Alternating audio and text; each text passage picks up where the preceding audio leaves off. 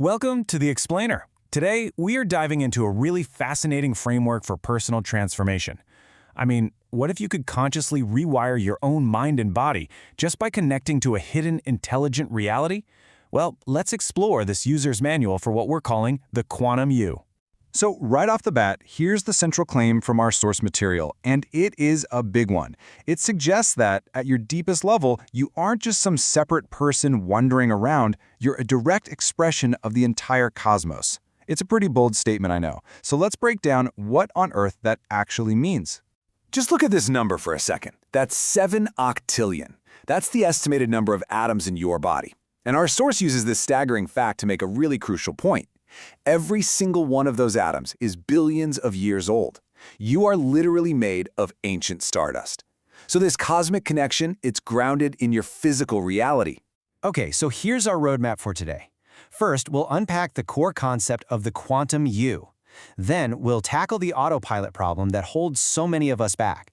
After that, we'll get into how to rewire your inner circuits, check out a practical toolkit, and finally, explore the incredible potential outcome, becoming a new human.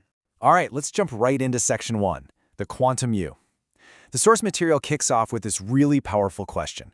What if ancient mystics and modern physicists are actually talking about the exact same thing, just, using different words? At the heart of all this is an idea the source calls the quantum field.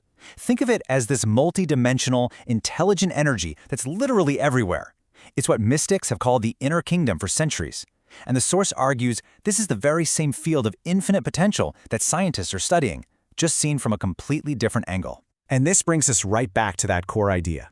This energy field isn't something out there separate from you. According to this framework, you are that field, just experiencing itself in human form. You are directly plugged into this infinite potential. Okay, so that leads us to a pretty logical question, right? If we have all this amazing potential, why do we so often feel stressed out, limited, and just plain stuck? Why don't we feel like we're the universe? Well, that's what Section 2 is all about, the autopilot problem.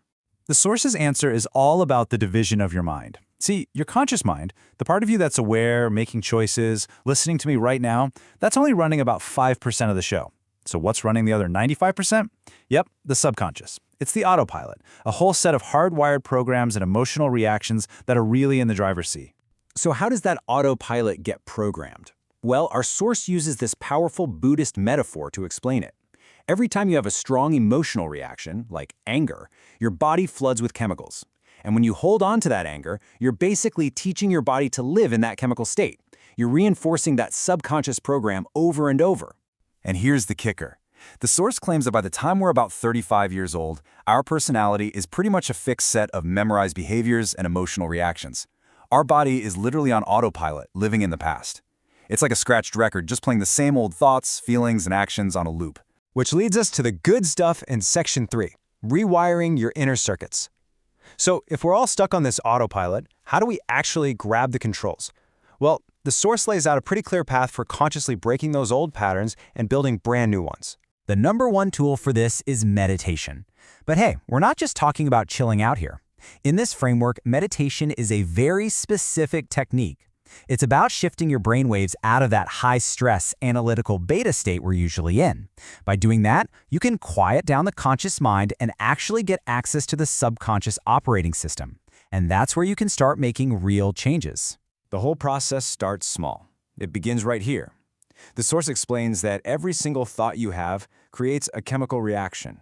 So when you start introducing a new thought, a new way of seeing yourself or your future, you are literally creating new chemistry in your brain. That's how you start to embrace totally new concepts. And it doesn't stop there. As you keep thinking these new thoughts, your brain cells start to fire together and form new connections. You're not just thinking differently, you are physically building new neural pathways. You're literally wiring your brain to be different. And over time, guess what happens? These new neural networks become your new normal. They form a new subconscious program. And all of that new wiring adds up to a new personality, one that's based on your conscious choices, not on some old programming from the past. This quote from the source just paints the perfect picture of the result. Instead of being thrown around by the crazy winds of the mind, all that stress, anger, and fear, you learn to stay calm and aware right in the middle of it all. You become the calm center of your own storm. So, how do we actually do this? That brings us to Section 4, a practical toolkit. The source isn't just about theory. It gives us very specific, hands-on techniques to start this whole rewiring process. Okay, the main technique is a 3-phase sitting meditation. Step 1 is simple. Just focus on your breath to connect with your inner world. Step 2, you breathe into each of your body's energy centers or chakras to create balance. And in step 3, you use your breath and muscle contractions to actually move that energy up your spine and transform it.